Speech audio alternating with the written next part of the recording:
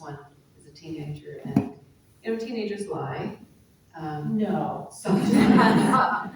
And they don't want to get in trouble, so they'll say something that gets them in more trouble than they bargained for, and they keep lying.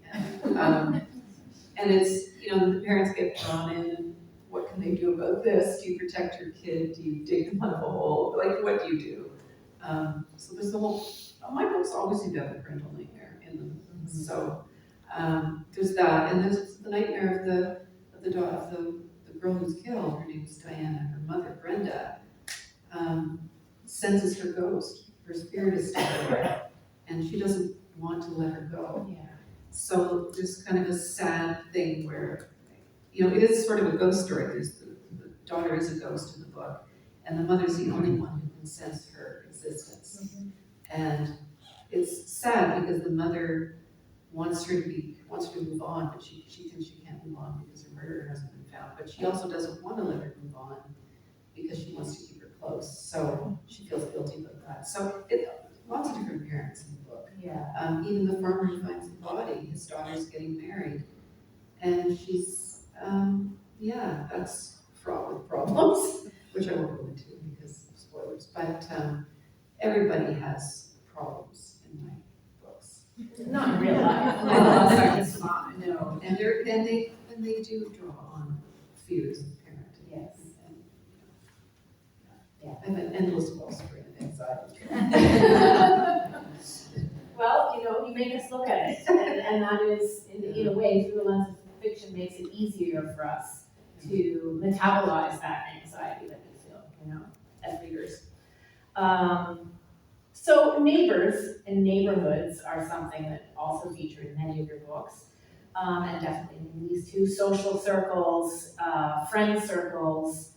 And Shari, your book is set in Fair Hill, Vermont, and nothing fair is happening in Fair Hill, Vermont. Is this a real place, and what inspired your choice of this particular setting and maybe its name? Okay, so Fair Hill is not a real place. It's actually based on a little town that my daughter's roommate's from called Thetford.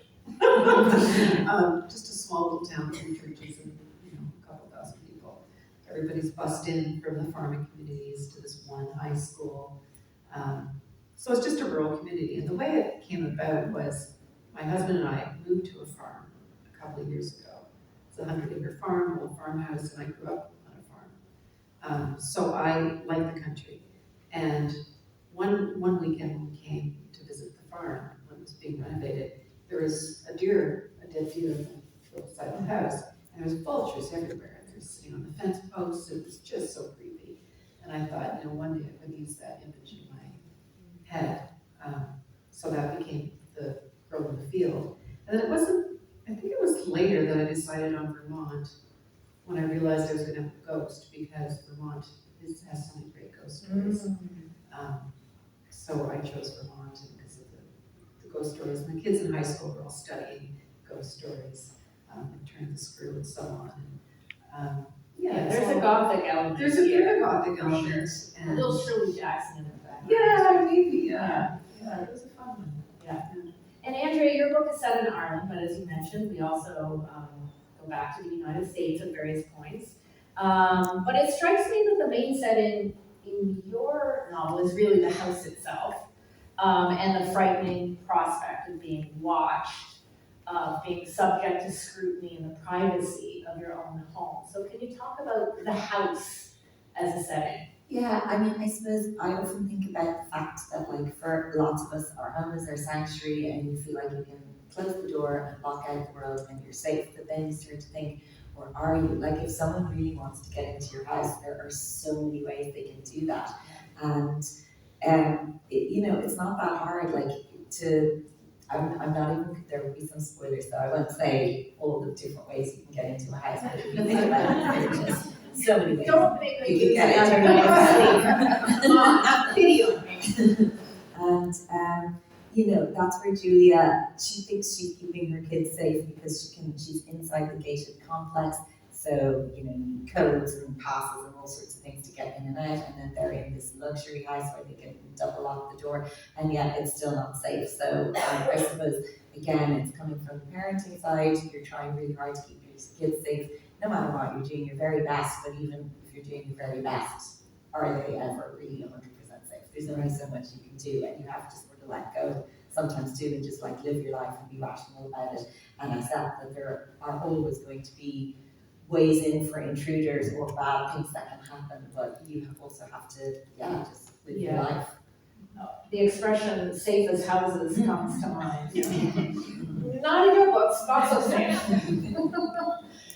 Now, I want to talk a little bit about the truth in the novel, which of course, in both novels, as we move through, we discover who did what and how it came to be, and that those truths are actually quite complex in both books.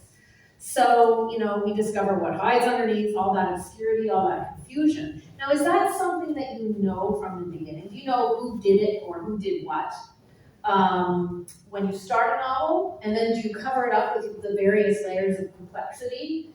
Or is that something that you discover as you're writing? Well, for me, I don't know anything when I start, so all I knew was there was this going to be this dead girl in the field with vultures, because I like that image. I don't know anything. I cannot plan, so I just start, just go forward in a linear fashion, and layers come with the characters as they develop. So I can never think of plot ahead of time. Was that also true with your earlier books? It's true of all my books. Yeah, I cannot plan ahead. Nothing comes to me until I'm writing from the head of the character, and then the character will do something, and that will spark something else. So that's, with me, it's always character and plot interacting organically moves me to the next scene. So I never plan anything. I don't know who the killer is. What I generally do is I'll have a lot of what I think are neato suspects, and they just dig themselves into a deeper hole, and they worry everyone around them that thinks they're guilty, and they could all have done it because no one ever has an alibi. But there's always a good reason to not have an alibi, because when you think about it, when someone says, "Where were you, such and such?" You may not. If you live alone, you wouldn't have an alibi. Anyway, I digress. But so and then as I go along, things just become more complicated because I'm kind of a complicated person, and everything. And then at the end, I sort of figure out who did it. Right. Yeah. How about you, Andrea? I plan because I have a fear of getting to the end and not knowing who did it. Right. And do you know what? And I've said this before to lots of people, but I think I'm traumatized by watching 7 seasons of Lost. And that final episode, and it's like, what? So, and I was like, they didn't know. I thought we were going to an end that they knew, and they didn't, and I'm so let down. So I'm afraid of being like a Lost writer. So I always know, I have the idea, and then I go, okay, so is there someone in the attic, and who is in the attic, and why are they in the attic, and what are they doing, and what is this all about? And that can change as I go, and it always does actually, but at least I'm starting off knowing I do have an answer, and it might be plan B, but that's fine, but yes, I would know. Perfectly opposite answers, which proves, every writer is different. There's, we all have our different ways. And I think that's really good though, because I do there's too, someone was messaging me, someone who wants to write a book and was messaging me, and this person said he had read that such and such an author says you have to do it this way, and now he's worried because he doesn't think he can do it that way. And I was like, there is absolutely, the only thing you kind of have to do is write something. But other than that, there's no right or wrong way, no universal truths, and I really like that we're in pretty much the same genre, and we're approaching it really quite differently. Yeah, absolutely. Yeah. And the reader can't tell. The reader can't tell whether someone's planned a book. No, absolutely. Yeah. Or if they can, well, we've got a problem. I love both of your depictions of young people in both books. We've got Riley and Cameron, among others, in What Have You Done? And, your young kids, Isla and Luca and Someone in the Attic, they're so utterly believable you know, I can almost hear the eye rolls at their mother, that poor mother, what she has to put up with. So tell me about the kids in your books and some of the pressures that they face, you know, especially via social media, peer pressure, and the adult world in your book, Shari. How does that come to bear in your novels? You know, what's it like for these kids? So mine, they're all 17 years old. There's a friend group, the girl who's been killed, her boyfriend, and then there's a friend Evan and another friend Riley. And they're all 17, so they're sort of on the cusp of adulthood, but they're still pretty much kids. And they're trying to find their way. And I would say they're kind of protected in a way, because they're in a small town and they're not as, I don't know what the word should be. I mean, they're on social media, so they're not completely protected. And there's lots of stuff in the book about the English teacher who doesn't like them all being on their social media and all the damages to the girls. And there's that whole theme in there. But, you know, like all kids now, they have it really hard. I mean, it's a very difficult world for them to live in. And, you know, I feel very badly for young people now. So I think they have a tremendous amount of pressure. I think they're more protected in the family in a way, because, you know, they're not well free range kids the way we were. But the bigger world is more threatening. Exactly. So they're more vulnerable in some ways, but safer in others. So I don't know, they're so overprotected, they're so vulnerable, it must be so confusing. Yeah. We really do feel that pressure cooker feeling in your book. What is going to get these kids, you know? Yeah, because there's also real dangers lurking in the world that are waiting for them. Yeah, and they're not navigating it particularly well. Not particularly, in fact, they run towards it without even knowing. Yeah. Andrea, what about you? Tell us about your kids. Yeah, Not your real kids. Yeah, my real kids might be in the book, I'm not joking. But look, yeah, I mean, I suppose the kids in the book are not my kids, but at the same time, you're always influenced by what's around you. So, I mean, the eye rolls are pretty realistic. And my daughter read the book, and there's a special piece in there just for her where Isla comes in and she's like, "What's for dinner?" And Julie says satay, and she's like, "I hate satay," and storms up the stairs because my middle child hates satay. So I put that in just for her because she never stops going, "Please say it's not satay," and I'm like, "I haven't cooked it in 5 years." But yeah, like they've just moved from America, so they hate having this big move because it's obviously really difficult to be 13, especially, and to move house. And it was funny because I was doing an interview recently for a magazine, and the journalist said, "So obviously the way you had to move from Cork to Dublin when you were 13, that's why you wrote Isla moving from America to Ireland and so upset." I was like, "Oh my God, that had not dawned on me at all, that there would be any correlation there." But I guess And you see it? I mean, now I do, but I didn't do it on purpose. I suppose it's just a subconscious recollection of what that felt like. I moved from Cork to Dublin the day before I started secondary school, and I was so resentful. I never stopped rolling my eyes for the first 2 years that we lived there. And so yeah, I suppose that's a lot of what's wrong with Isla. And they have the younger child, Luca, not on social media, but Isla is. But I also kind of wanted to have the other side, like. There's one of the characters, Eleanor, she's like, "Oh my God, why are they on social media? And can they not write letters?" And Julie is trying to say to her, of course they're not going to write letters. And their only means of communication is not face-to-face, is Snapchat. And that is just how it is, and we can't roll back the tide. And we do have to protect them and mind them and watch them. And that's absolutely our job, but I think we also can't say ban the internet or get rid of Snapchat because it's here to stay. So I kind of wanted to get that across a little bit as well, that there's a balance there. And if she's just moved from America to Ireland and she cannot see her friends every day, then that is really the only way she can live. Yeah, absolutely. And she's isolated in a lot of ways, and that leads to some stuff. Yes. So Shari, you have nearly 10 books under your belt. No big deal. And Andrea, you have 7.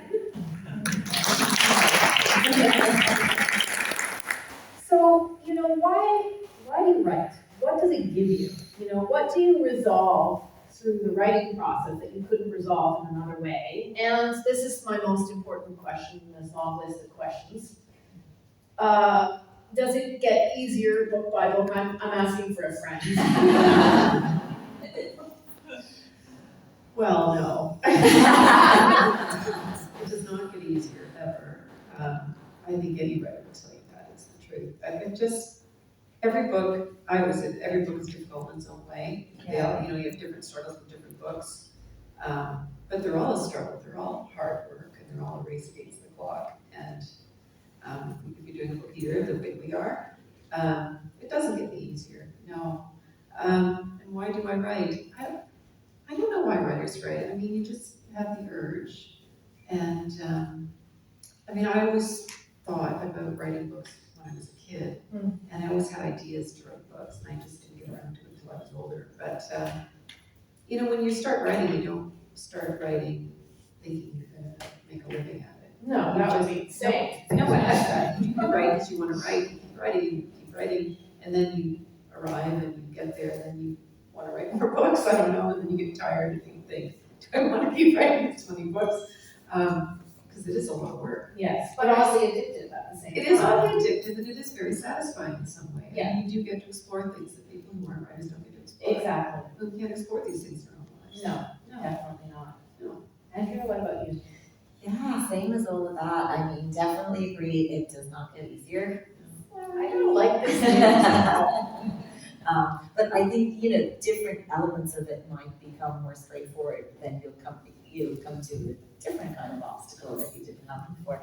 And then on the why do you write thing, yeah, I think it's just for me, I like plotting, I like coming up with puzzles and seeing if I can, Yes. I want to entertain and I want the reader to want to know what's going on and to be trying to figure it out. That's kind of what I'm trying to do. And I suppose I do like this world very much. Like I love being here and doing something like this. That gets easier. That gets, the whole business of publishing and promoting, I think that definitely gets easier and more fun as you go along. The actual writing each book doesn't get easier. This part is the best part. Yeah. Absolutely, this is the fun. Yeah, this is the fun, seeing friends all over and so on. But, Yeah. As writers, we often have to conduct highly sketchy Google searches in the name of research. I sometimes worry that an officer of the law, if for some reason hadn't checked my computer, I would be immediately arrested. In the last little while, I have looked up what garden plant is poisonous and has no taste. And then more recently, I looked up, if you push someone off a 5-story building, would they definitely die or is it a maybe? No reason. So can you talk about the research that you do for your books, whether that's of the Google variety or of another kind, and will it get you arrested? Yeah, I think we've all could go that garden plant one out. Oh, yeah, at some point. We should just have some kind of a handbook for all of this. One of us should write. I just Google stuff. I don't do proper research. I think I'd be terrible at. Google is proper. Yeah, Google is proper research. Absolutely. I suppose I'm picturing this idea, I have a friend who will go to the library, get loads of books, read the books. Now she writes historical, so that is different. And she'll travel to the place and she's really, really thorough and her books are so authentic as a result. But if I find something that's going to be difficult to research, I'll just kind of sidestep it and do an easy Google. And with the police stuff, I could never write a police procedural because we were talking about this last night as well. I don't have any police friends. I do not know what people do in a police station in real life. And so I just kind of always have my characters go, would the police know if that person was whatever? And they go, I don't know, on TV they do. And we just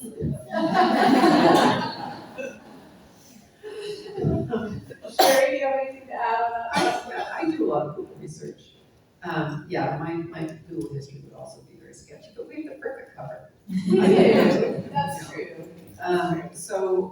I don't have any police friends. I will occasionally reach out to someone for some help, but I do a lot of research little things can trip you up. Oh, yeah. You know, and I set my books in the United States, which is quite different from Canada in terms of how they run their police things. So yeah, forensics, it's all gotten very scientific, and yeah, you have to be careful. I think sometimes I'm wistful for Agatha Christie's days. I think, yes. you know, it'd be easier to do a whodunit if they didn't have, you know, DNA. Yes, the stuff. challenges of technology and Yeah. scientific advancement make our jobs a little harder. Yeah, We're all like, oh, the phone died. So did my phone. All the phones are dead. That's so good. I often only use things like, you know, well, why didn't they get that test done? Oh, the overburdened police station. They don't have the funds. And you know what? I looked this up, and in the United States, it's true. Quite often, like there is a funding problem and a testing problem, and things just don't get sent away. Right. You know, so you can use that. Yes. Check with your analysis, use that. Right. You know. Well, now a debate question. Be it resolved that those who write crime are the least likely to actually commit crime, though they think about it obsessively. Do you agree or do you disagree? Well, I'll make it easier. Do you think about crime obsessively? Yeah, I kind of do, and you know, I feel bad for my husband because I always want to watch the crime shows, always, and you know, he says, "Can we watch something else?" But I watch my crime shows.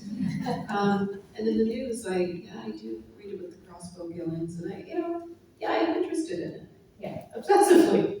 So, how about you, Andrea? Yeah, same. Like, I always liked watching crime on TV and reading crime all the way up, and I still do. That's my favorite thing. And yeah, just thinking about, like, in everyday life, you see something and you go, yeah, but what if the reason that happened is because there's somebody behind that door or behind that window doing something? But as to whether, I'd say we're getting it out of our system, so we don't need to become criminals because we're just thinking about it and then putting it in. That's what I think too. yeah. And I also think that crime writers and genre writers are very, very nice because we get it out of our systems on the page. Killing on the page is very gratifying. Yeah. Let me just say. Yes. Yeah. It does something. It expunges some sort of, rage inside of you and makes you feel better. If you've never tried it, give it a little try. Just kill somebody on the page. You'll feel much better. All right. Well, we have a little bit more time, but not too much. So I'm going to ask you, what is next for you? What are you thinking about? What are you working on? What's exciting? Tell us what's next. My next book is I'm just finishing the edits, and we don't have a title yet, which is a problem. But it's about, what can I say about it? It's a very tricky murder. It's a very tricky murder, and there are lots of suspects. And the best pair of psychopaths I've ever written. I really like A pair of. a pair of psychopaths. Okay. I'm quite happy with them. Excellent. Yeah, they're my favorites. My favorites. They're my favorites. Alice and Derek. I just love them. Alice and Derek. Oh, they Just sound love them. creepy. Yeah, it's creepy. Yeah. It's fun. Yes, that sounds delightful. Andrea. Is it? Oh, Oh, I can just talk like really fixing that. talk really the loud. way of fixing that, I'll just say, I really like Patricia Highsmith and her Yes. psychopaths. So if anyone out there is from Patricia Highsmith's estate, I'd love to write it. Yeah. Did you watch Ripley? the Oh, the series? new one? Yes. Highly recommend. Oh my goodness. Highly recommend the new Black and White. Yes, it's just Oh. astonishingly Oh. good. And talk about psychopaths. Yeah, I love that stuff. That's my favorite. Yes, agreed. It's excellent. Andrea, are you working now?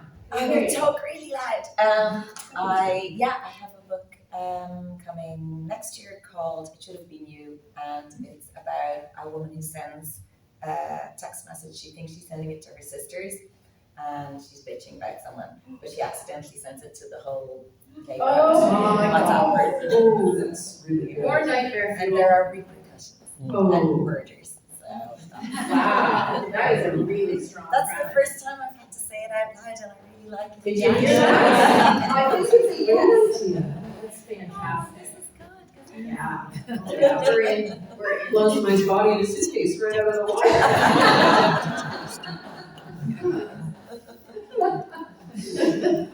Well, I want to leave a little bit of time for some questions here, so I'm going to turn it now to the audience.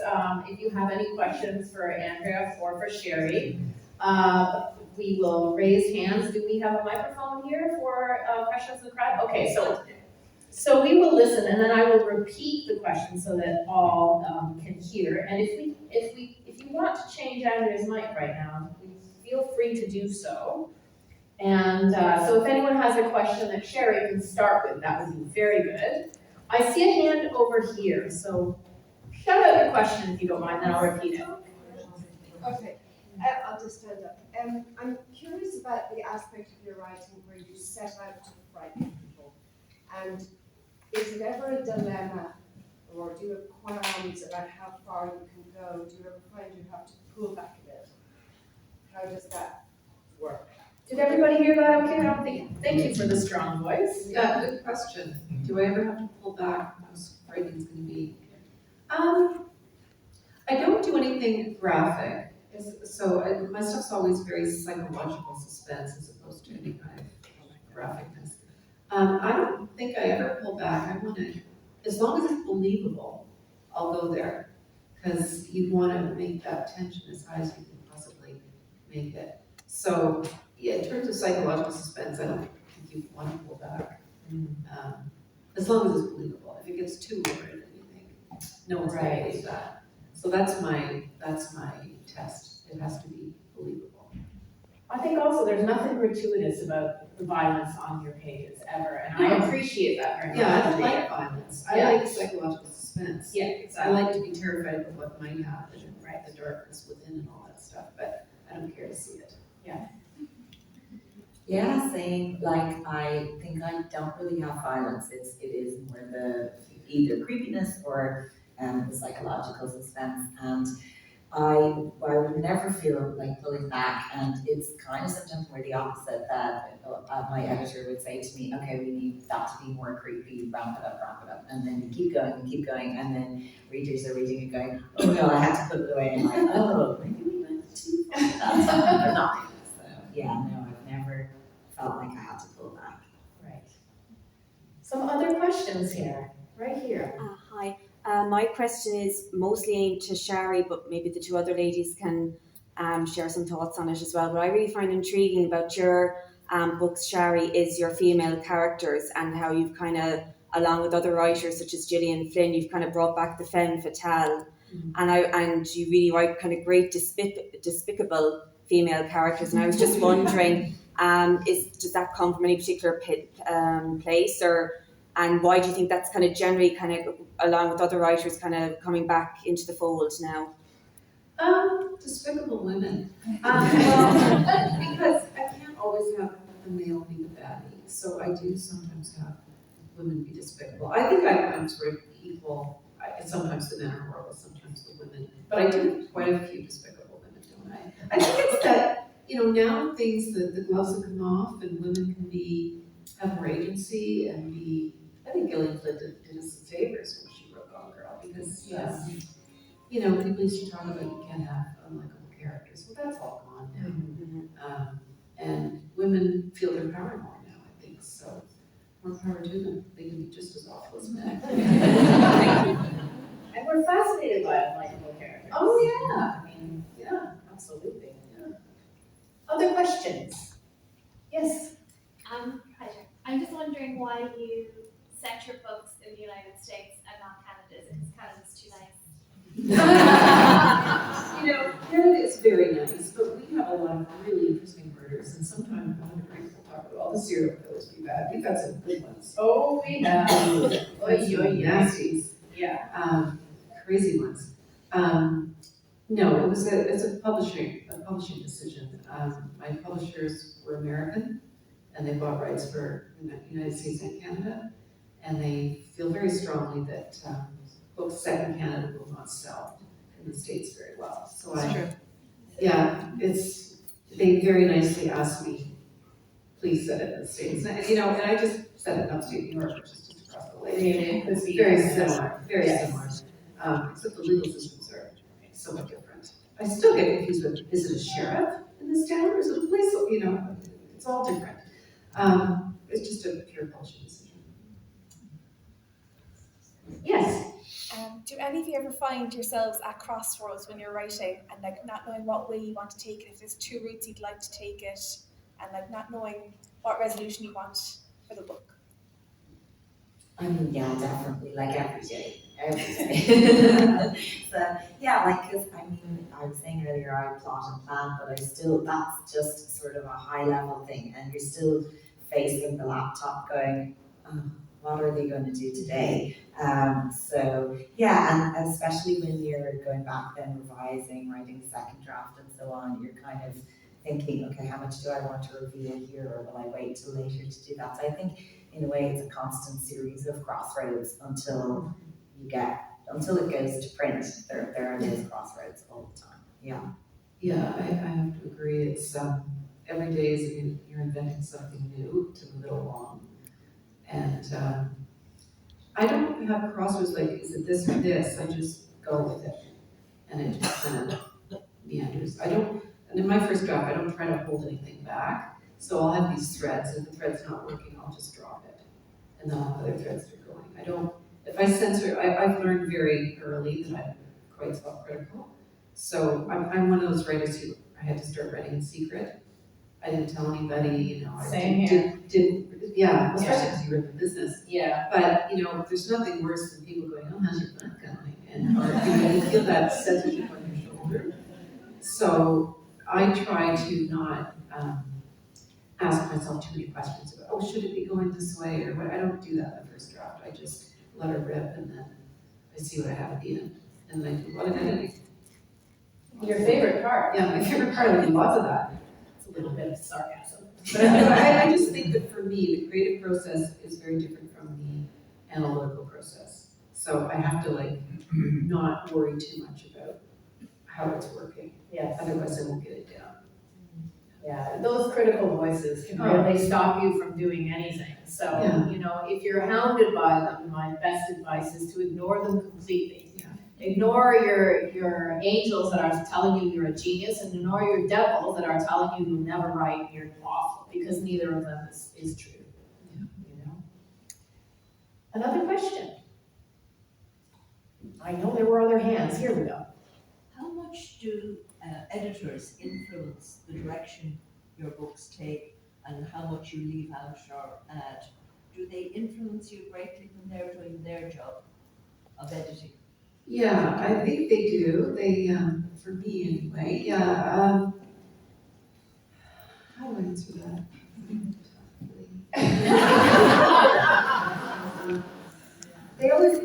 It's always my book.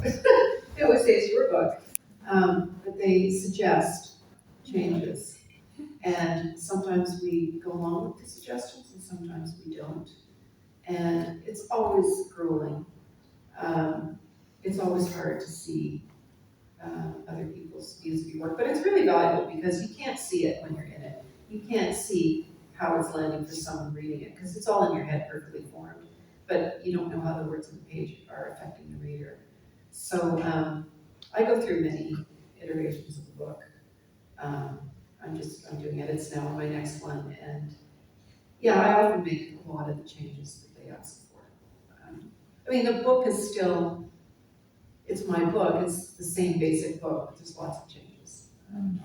Yeah, it's the same. Like I often think it's probably an 80-20 thing. Like there's probably of the suggestions that are made. It's like, at first I see them and go, oh, I can't do that. It's too much work. It's too much change. I don't feel it's right. And then I step away and then I come back and I go, yeah, they're completely right about that. But there is still probably 20% at least where I'm going, no, but the reason I'm doing it this way is whatever, and they'll come back and go, okay, yeah, that makes perfect sense. So I don't think I've ever had anything where it's been like a, head-to-head, like, big problem where I want to do it one way and they think I should do it a different way. So it usually evens out in the end, but it is hard work getting through accepting those suggestions and making the changes. Thank you. I think we have time for one, maybe two more questions. So does anyone else have a pressing question? There at the back. Can I just ask, can you describe your year? Okay, so this is the nice part. We're here at the festival and we go to lots of other festivals and different things, but particularly both of you are writing a book a year. So there's a lot of writing, then there's a lot of editing. As you both say, so you're thinking, wow, there's an awful lot. So your time frames and do you set the winter aside just for us, you sit down in the morning and whatever's your both good time to sit and write, or how does that all pan out? Well, I have a daily thing. So when I'm writing, I work, in the morning. I start in the morning and I just work on my book, whether it's writing a draft or editing. And then I try and do the administrative stuff later in the day when I'm not as fresh. There's always a lot of administrative stuff, promotion stuff, writing articles and answering emails and stuff. As far as my year goes, I always have a book in July, so I start a new book in September and I write a draft until say February, and then I'm editing from say February till May, and then I'm promoting from like June to August, September, but I'm also editing in the June, August, September when I'm promoting. And then September comes, I go, oh, I'm gonna get to relax, I'll take a day off, and then I start. Day off. Yeah, like it's probably similar enough in that there's always the book you're writing and the book you're editing and the book you're promoting, so there's kind of three on the go the whole time. But I'd say I'm not as clear yet. Like my dates moved a little bit, whereas you're always July and kind of summer-ish so far, but different months.